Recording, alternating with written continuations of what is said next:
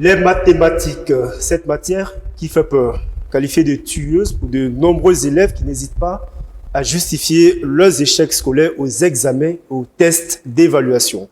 La défaillance des élèves en cette matière depuis l'enseignement primaire explique en partie la réduction drastique d'année en année des candidats au baccalauréat série C consacrant le premier diplôme universitaire en mathématiques.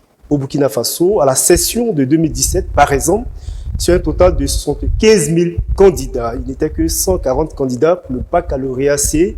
Alors, question, à quel niveau de la chaîne scolaire se trouvent les défaillances qui conduisent les élèves à de telles faibles performances en mathématiques? Serait-ce au niveau des enseignants eux-mêmes, eu égard à leurs profils de base et à leur formation qui ne privilégie pas les mathématiques ou au manque d'intérêt pour cette discipline? Ce déficit de performance en mathématiques est-il lié aux méthodes utilisées par les enseignants? Quid de l'orientation? Autant de questions que nos invités apporteront des éléments de réponse tout au long de cette émission consacrée à la promotion des mathématiques. Une émission suscitée par notre partenaire en salle BF, qui est le Collège Sciences et Techniques de l'Académie nationale des sciences, des arts et des lettres du Burkina Faso. Je rappelle brièvement le but, la mission de l'Académie, qui a été créée en juin 2013 dans le but de promouvoir le développement socio-économique à travers les sciences humaines, les arts et la culture. Pour ce premier numéro de cette émission, nous allons aborder la cruciale question de l'orientation des élèves pour les séries scientifiques, notamment les mathématiques. Pour en parler, deux éminents professeurs de mathématiques. Je vais commencer par le professeur Moussa Ouattara. Bonjour. Bonjour. Vous êtes professeur titulaire en mathématiques, spécialité algèbre. Vous êtes le président du Collège Sciences et Techniques et vice-président de l'Académie nationale des sciences, des arts et des lettres du Burkina Faso. Ancien ministre de l'enseignement secondaire et supérieur, vous êtes auteur de plusieurs ouvrages, dont Algèbre de la génétique des populations. Très bien, c'est exact. Avec vous sur ce plateau, le professeur Stanislas Ouaro. Bonjour. Professeur titulaire également de mathématiques, spécialité équation dérivée partielle. Vous êtes ancien ministre chargé de l'éducation nationale, ancien président d'université Ouaga 2 et IBAM, qui est l'Institut burkinabé des arts et des métiers, directeur du laboratoire mathématiques et informatique, et vous êtes le rapporteur du collège. Tout à fait.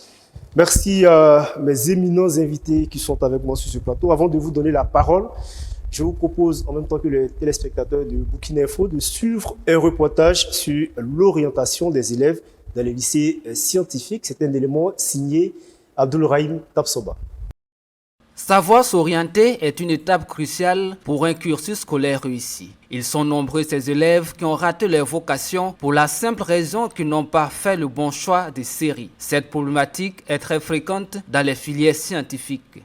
Nous sommes au lycée scientifique régional de Tinkodogo, aussi appelé lycée scientifique régional du Centre-Est, offert à l'État par la Fondation Orange. Ouvert le 8 décembre 2019 avec un effectif de 34 élèves, le lycée accueille cette année scolaire 2022-2023 84 élèves. Cet établissement, véritable cadre formateur de futurs scientifiques burkinabés, est constitué d'une classe de seconde C, une classe de première C et une classe de terminale C. Le proviseur Mahamadi Gebré s'en réjouit de la création de cet établissement par le gouvernement en insistant sur le fait que ne vient pas au lycée scientifique de Tinkodogo qui veut, mais qu'il mérite.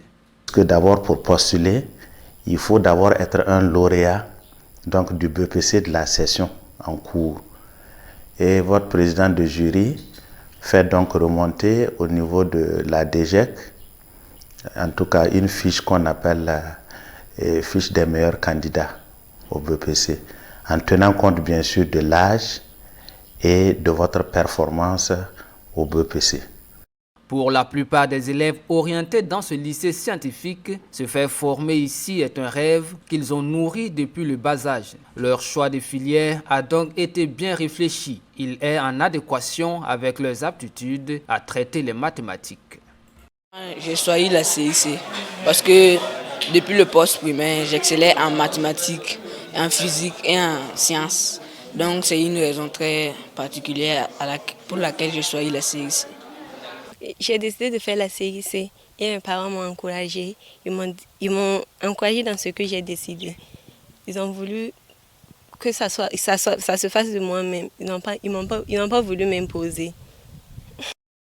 Si dans ce lycée, certains élèves ont eux-mêmes fait leur choix de série, d'autres par contre ont été guidés par leurs parents. C'est le cas de Toussaint Onadia et Keren Traoré, tous deux élèves en classe de seconde C. Je n'ai pas au début voulu faire la série C, mais j'avais une ambition et mon ambition était de devenir ingénieur en bâtiment. Il y a mon oncle particulièrement, lui il a fait la série C, donc lui m'a beaucoup conseillé de prendre cette série-là.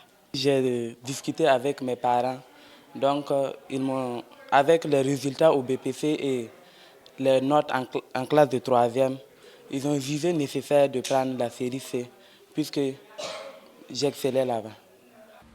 Décider par soi-même et assumer son choix, c'est ce qu'ont fait d'autres élèves de ce lycée scientifique. Apprenant en classe de terminale C, Wilfried Belem Karian a choisi la série C. Aujourd'hui, il s'est dit confus. Lui qui nourrissait le rêve d'être médecin, se voit obligé de changer de vocation pour devenir désormais informaticien. Dès le départ, en classe de 3e, on avait pour option la D pour pouvoir... Parce qu'on avait dans l'objectif, moi précisément, je voulais faire la médecine. Bon, présentement, ce que j'aimerais, ce qui m'attire dans cette série, c'est que bon, j'aimerais continuer dans l'informatique, au fait. Sur la question de l'influence des parents sur le choix de la série de leurs enfants, le proviseur du lycée et Charles Zongo, enseignant de mathématiques, sont catégoriques. Il faut laisser l'enfant faire son choix. Ils sont convaincus qu'influencer le choix de l'enfant pourrait, à court ou moyen terme, être un facteur de démotivation chez l'élève. Je dirais que on ne choisit pas la filière de son enfant. C'est l'enfant, à travers son travail, son application, qui choisit sa filière. Donc, c'est demander aux parents d'être à l'écoute de ces enfants-là. Moi, personnellement, je trouve que l'élève, on doit laisser l'élève faire son choix. Voilà. C'est pour moi parce que ça ne sert pas. Parce que si ce n'est pas son choix, tu l'orientes, il part, il peut ne pas se concentrer. Il ne peut pas se mettre au sérieux parce que bon, il a allé malgré lui, ce n'est pas son choix. Depuis 2019, chaque année, les 35 meilleurs élèves au BEPC de la région du Centre-Est non retenus au niveau national dans les 2 lycées scientifiques nationaux de Ouagadougou et de Bobo-Dioulasso intègrent cet établissement d'excellence. Ces lycéens se retrouvent malheureusement confrontés à de dures conditions d'études qui se résument entre autres au manque de laborantins pour animer le laboratoire, au manque de matériel et à l'absence de la connexion à l'internat.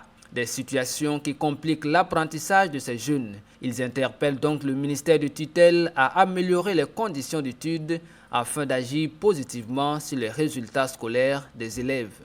Voilà, nous traversons d'énormes difficultés. Tout d'abord, nombreux sont les élèves qui ont quitté d'autres provinces. Voilà, donc ils sont venus. On pensait avoir des internats. Et pourtant il n'y a pas d'internat. Ces élèves qui viennent d'ailleurs sont obligés d'être ce jeune tuteur. Si tu n'as pas un tuteur, tu es obligé de louer une maison. Voilà. Et pourtant, il y a des gens qui ne sont pas habitués à vivre seuls. Cela peut jouer sur tes études. Il y a des difficultés ici, particulièrement au niveau du laboratoire. On a un laboratoire, mais on n'a pas de laboratoire. Le lycée scientifique de Tenkodogo ou de la région du Centre-Est a été offert à l'État burkinabé par la Fondation Orange. L'objectif de la Fondation Orange est de contribuer aux côtés de l'État burkinabé à la création d'une main-d'œuvre qualifiée dans le domaine des sciences en général et du numérique au Burkina. Il s'agit également de redonner vie à la série C, longtemps reléguée au second rang au niveau de l'enseignement secondaire. La construction et l'équipement de ce joyau a coûté à la Fondation Orange environ 500 millions de francs CFA. Retour sur ce plateau avec mes deux invités, le professeur Stanislas Waro et le professeur Moussa Ouattara, pour parler de l'orientation des élèves pour les séries scientifiques, dont les mathématiques. Mais avant, faisons de la pédagogie. Je m'en vais adresser la première question au professeur Stanislas Waro. Professeur Waro, si on vous demandait de définir les mathématiques pour les profanes, que diriez-vous? Pas facile, mais ce que je peux déjà dire, c'est que les mathématiques peuvent être considérées comme une science qui, par le biais donc, du raisonnement déductif, donc étudie les propriétés d'être abstrait. Et comme être abstrait, on peut citer donc les fonctions, les figures géométriques, les espaces, les nombres, etc. Et qui étudie aussi les relations qui peuvent exister entre ces êtres abstraits, mais aussi entre ces êtres abstraits et des êtres du vivant, tels que donc, la médecine, tels que l'environnement, la biologie, la génétique. Vous avez dit tout à l'heure que le professeur Moussa Ouattara est spécialiste en génétique des populations, en algèbre génétique. Et voilà, les finances, la géologie, etc., etc. En même temps, vous, personnellement, qu'est-ce qui vous a amené à aimer les mathématiques?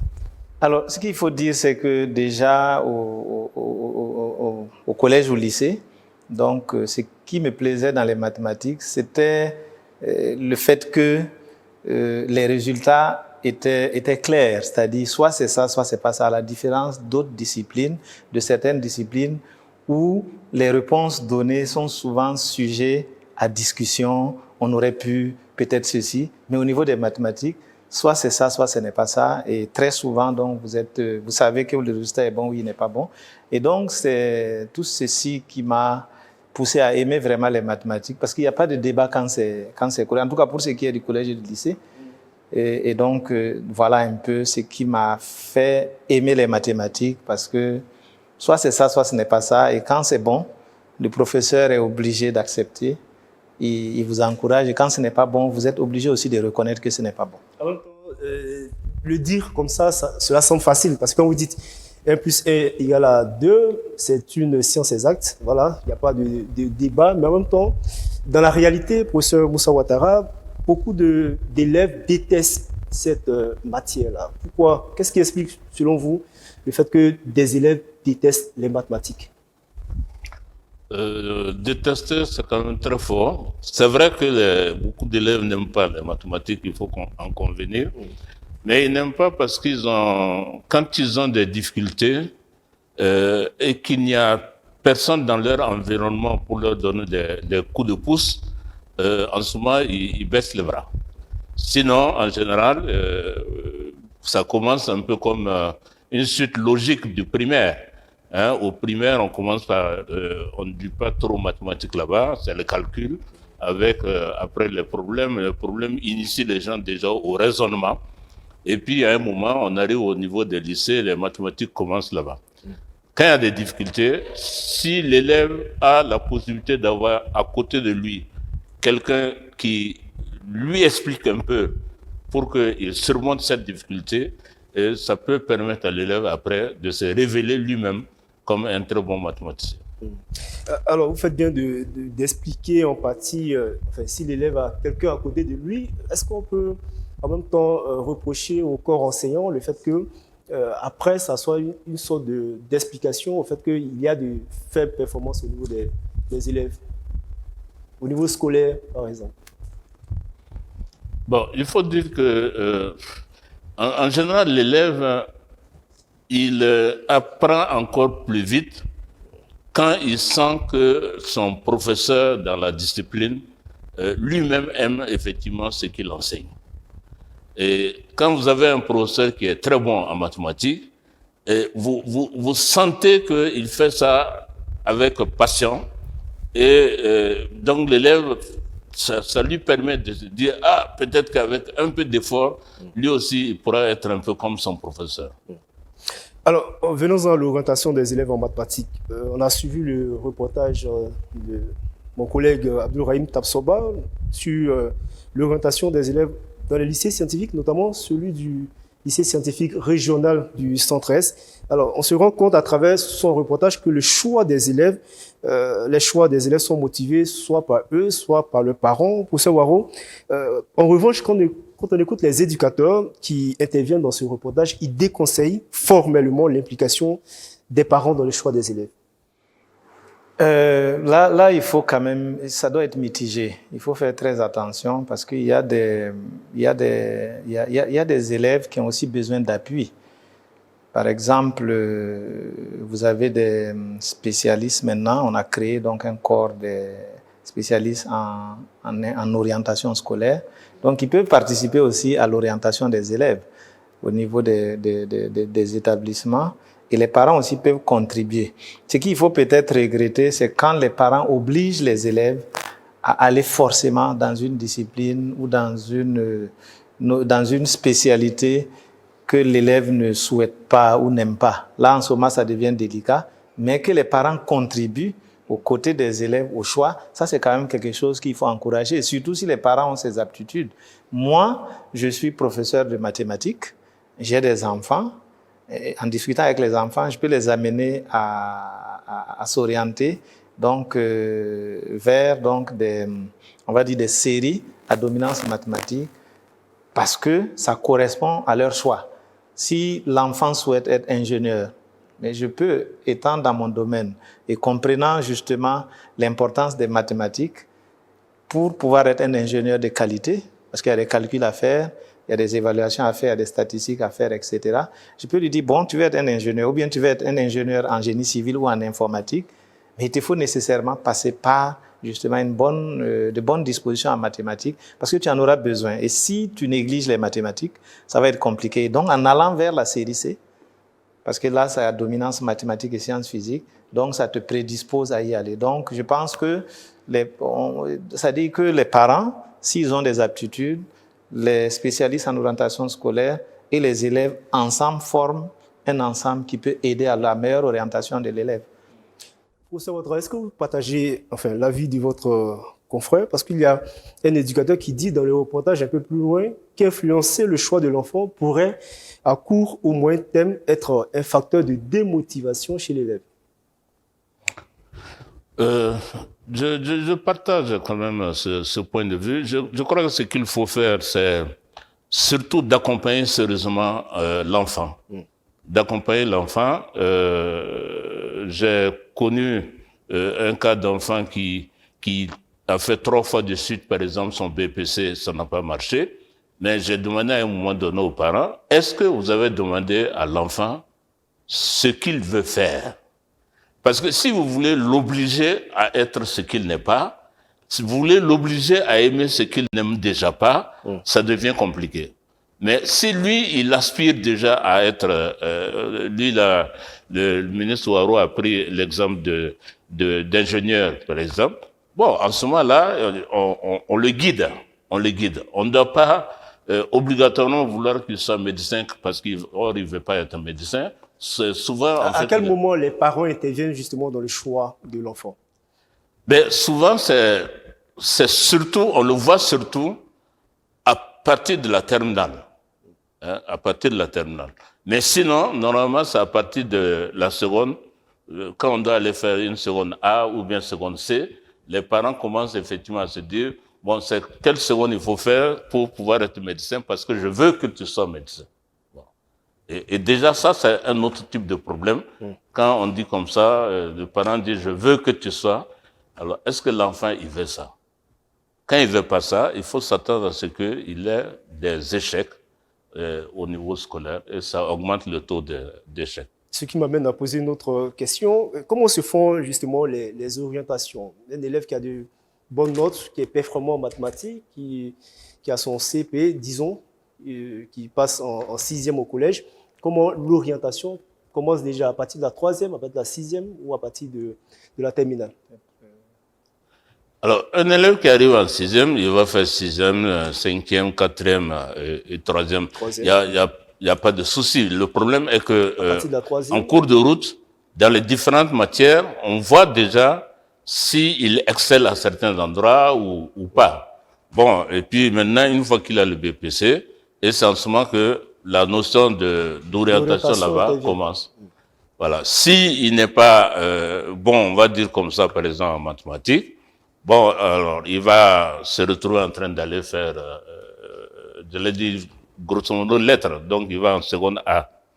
Mais s'il est bon en mathématiques, bon, en général, on lui conseille d'aller faire la seconde C, en attendant de savoir si après il va faire D ou s'il va continuer à faire C. Est-ce que je peux allez-y, à ce qu'a dit donc le professeur Ouattara Moussa, comme j'ai eu cette expérience au niveau du ministère en charge de l'éducation, effectivement, c'est assez délicat. Et donc, dans la vision du gouvernement à l'époque, il était question de travailler à inverser donc les chiffres en matière donc de formation au Burkina Faso, où on avait 2% des élèves qui se retrouvaient dans l'enseignement technique et la formation professionnelle. Et donc, on a commencé à créer donc des années préparatoires après le CM2, donc des élèves qui vont dans des établissements d'enseignement technique et professionnel pour faire des années préparatoires. Donc, du coup, ça nous a amené à nous dire que, comme on le faisait avant et comme il l'a dit, il faut qu'on définisse les paliers d'orientation. Donc, il y a le premier palier qui est le CM2.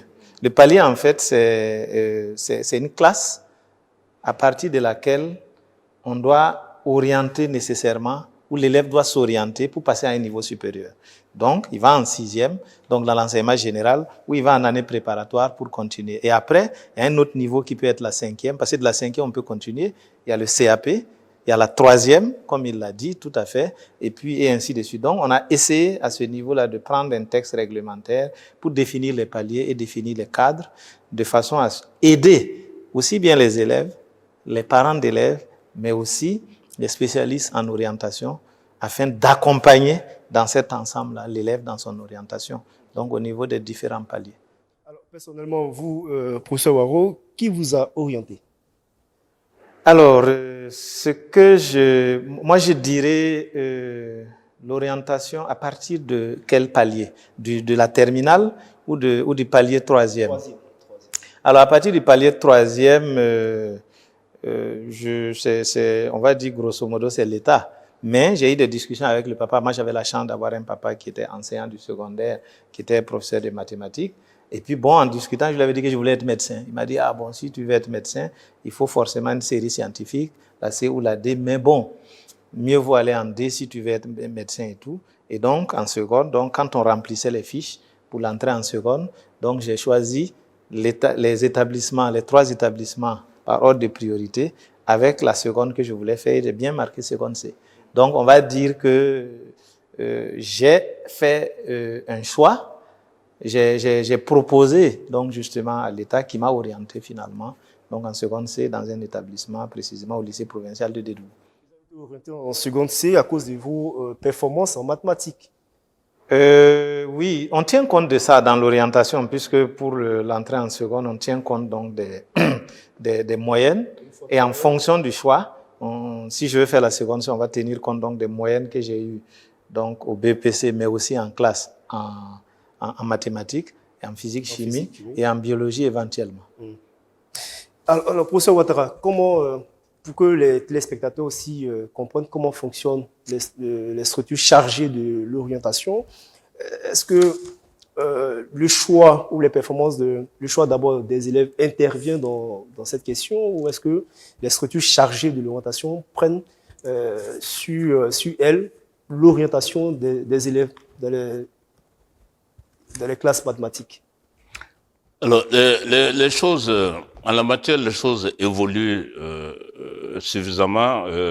Tout de suite, le professeur Waro disait qu'il y avait élaboration d'un certain nombre de textes qui devaient aider, en tout cas, les équipes chargées de l'orientation, aider aussi les parents, aider les élèves.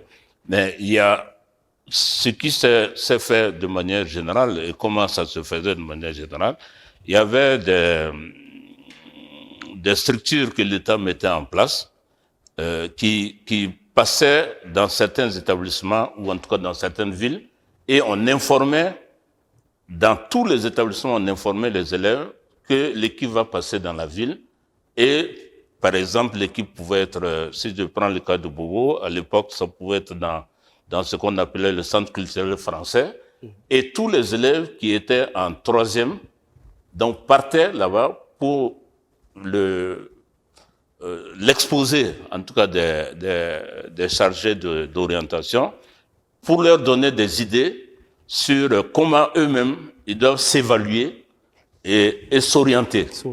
C'est-à-dire que si on vous dit, bon, si par exemple en mathématiques, vous n'avez pas la moyenne, vous n'avez pas la moyenne aussi en biologie, donc il ne faut pas que vous allez faire la C, il faut ceci, cela. Donc l'enfant prend conscience déjà de ça et regarde lui-même sa situation, parce que le professeur Ouarou l'a dit, c'est l'enfant qui, en remplissant des fiches, choisit quelle seconde il va faire. Maintenant, selon les établissements, le conseil pédagogique peut lui aussi regarder la somme des moyennes de l'enfant dans les disciplines et approuver le choix de l'enfant, ou bien déconseiller le choix que l'enfant a eu à faire. Et au total, l'enfant va avoir une bonne orientation. Alors, dans tout cela, quel est le rôle des enseignants? Parce qu'on ne parle pas trop des enseignants, alors que justement, les performances des élèves en classe sont certainement liées justement à ce qu'il apprend, à ce que l'enseignant lui donne. Quel est le rôle de l'enseignant dans le choix des enfants? Oui, le rôle aussi, c'est un rôle de conseil dans l'orientation, parce que l'enseignant est le plus proche donc, de l'élève en classe, et donc sur cette base-là, il contribue. Moi, je me souviens que pour le palier terminal, lorsque je devais choisir donc, les filières à l'université, moi, j'ai choisi médecine d'abord, ensuite chirurgie dentaire et puis informatique. Et en troisième position, donc je n'avais pas choisi de faire mathématiques, mais j'ai été orienté en mathématiques par la Commission nationale d'orientation. Mais il y a eu une commission au niveau du lycée provincial qui regroupait nos enseignants. Et cette commission-là examinait justement les préchoix des élèves. Et je me souviens qu'il y a un professeur, donc, mon prof d'histoire géo, qui après est sorti, il m'a dit, bon, on a vu ce que tu voulais choisir, tu veux faire médecine. Je lui ai dit, mais nous, on pense que toi, tu dois aller faire mathématiques. Donc, je sais que dans les suggestions, donc, il y a des choses qui ont été dites. Donc, ils ont dit ça parce que c'est un ensemble d'enseignants, c'est l'ensemble des enseignants donc, de la classe de terminale dans laquelle j'étais, donc, qui se sont réunis pour examiner donc, nos préchoix et dire, bon, eux, ils pensent que c'est vrai qu'il va aller faire ça, mais on pense qu'au regard de ses performances, il doit aller dans telle direction, il doit aller dans tel sens. Donc, c'est pour ça que je dis, c'est un ensemble qui accompagne le choix donc, de l'élève. Ils n'imposent pas le choix, mais ils accompagnent en fonction donc, des connaissances qu'ils ont par rapport aux performances de l'élève, parce qu'ils cheminent ensemble. Il est l'enseignant, il fait des évaluations, et donc il sait vraiment quelles sont les potentialités de l'élève. Maintenant, l'élève peut accepter d'aller donc, dans la direction proposée par le corps enseignant, ou ne pas aller, mais dans tous les cas, l'enseignant a un rôle. Et au-delà de ce rôle donc, on va dire, de conseil, il a un rôle même de par son comportement en classe, de par sa tenue vestimentaire, de par en fait, ce qu'il transmet comme valeur de la vie, il peut contribuer à influencer le choix des élèves, tout à fait. Alors, on constate qu'il y a très peu d'élèves dans les lycées scientifiques, très peu. On parle de chiffres par exemple, le lycée scientifique régional, excusez-moi, du centre-est, qui a été ouvert le 8 décembre 2019 avec un effectif de 34 élèves. Cette année 2022-2023, on allait à 84 élèves pour un lycée. Enfin, c'est des chiffres qui ne sont pas très, je vais dire, très lourds. Alors, est-ce qu'en même temps, il n'y a pas cette façon de mettre la barre très haute qui fait qu'on n'a pas aussi tellement d'élèves dans les lycées scientifiques? Non, moi, je dirais que là, on va vraiment sur la question d'un programme, non, d'une vision. C'est-à-dire qu'aujourd'hui, les mathématiciens sont sollicités dans plusieurs domaines. Dans le domaine de l'ingénierie, dans le domaine des finances, dans le domaine de la médecine, dans le domaine de l'enseignement aussi. Et donc, un État doit travailler à avoir des perspectives. Je souhaite que dans 5 ans, j'ai combien de personnes qui ont des compétences en mathématiques pour que je puisse tirer dedans certains qui vont devenir des enseignants, certains qui vont devenir des médecins, certains qui vont devenir des ingénieurs en génie civil, etc. Et donc, sur cette base, on peut se dire qu'on a besoin, par exemple, d'atteindre 3 000 ou 4 000 candidats au baccalauréat série C, de façon à ce qu'il y ait peut-être 70 à 80% au moins de taux de succès pour avoir 3 000. Et donc, justement, sur cette base-là, on met en place. Et c'est pour cela que, tenant compte du constat que de 1974 à 2015-2017, vous avez dit en 2017, il y avait 140 candidats sur 75 000 candidats au bac. En fait, c'est des chiffres qui sont restés assez constants depuis les années 70 à maintenant pour la série C. Et donc, c'est pour cela qu'on a commencé à mettre en place donc, cette politique de création de lycées scientifiques dans chaque chef-lieu de région, de façon à ce qu'on puisse avoir, dans une perspective de quelques années, au moins 1000 candidats au baccalauréat série C pour avoir 700 à 800.